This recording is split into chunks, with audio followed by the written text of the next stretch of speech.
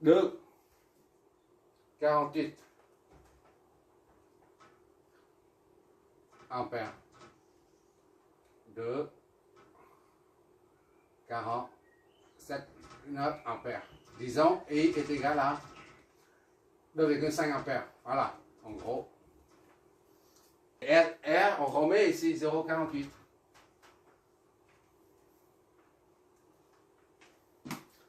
On appelle ça I Norton, parce qu'il s'agit du circuit équivalent de Norton. On met un Norton. Norton. R Norton. C'est la même chose que R Thevenin. 0,48 ohms. Voilà. Ça, circuit de Thevenin.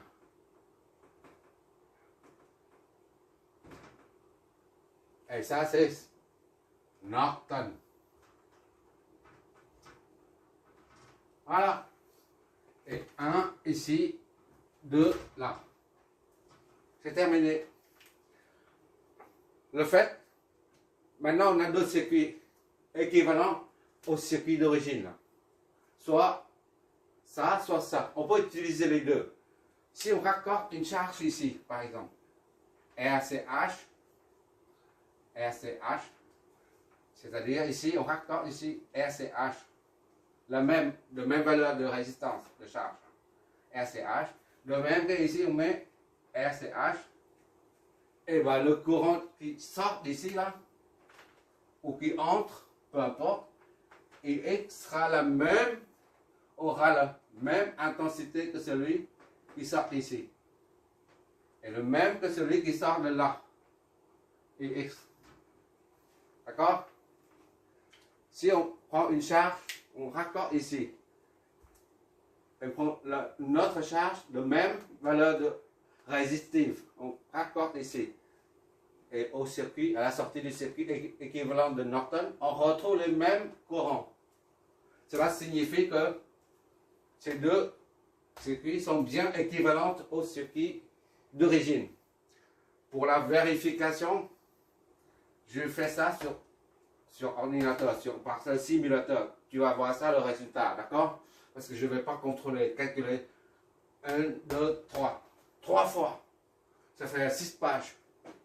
D'accord? Tu verras ça sur le résultat des simulations.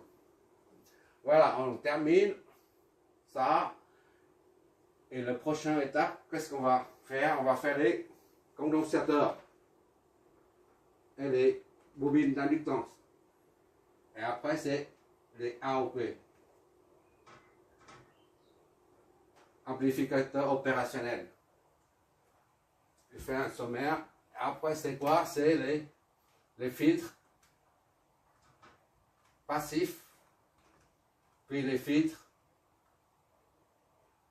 actifs. D'accord? Actifs. Le filtre actif, il y a les puissances tout le temps. C'est assez simple. Lorsqu'on cherchait en électricité, comme partout dans tous les métiers, surtout en génie civil, il y a plein de formules à retenir. Donc, il y a plein de méthodes. Il suffit de retenir une seule méthode. Et par la logique, on en déduit d'autres. Et au lieu d'apprendre de les deux méthodes, la même méthode de calcul pour trouver le circuit équivalent de Thevenin, et puis une deuxième méthode pour calculer le circuit équivalent de Norton, et ben il suffit de retenir une seule méthode, comme ce que j'ai fait là. On cherche la méthode de Thevenin, et à partir de là, on trouve le circuit équivalent de Thevenin. Et on en déduit celui de Norton, au lieu d'apprendre deux méthodes et puis faire beaucoup de calculs. Il y a beaucoup de choses à faire en électricité en fait. Bon, c'est la fin. Merci d'avoir regardé.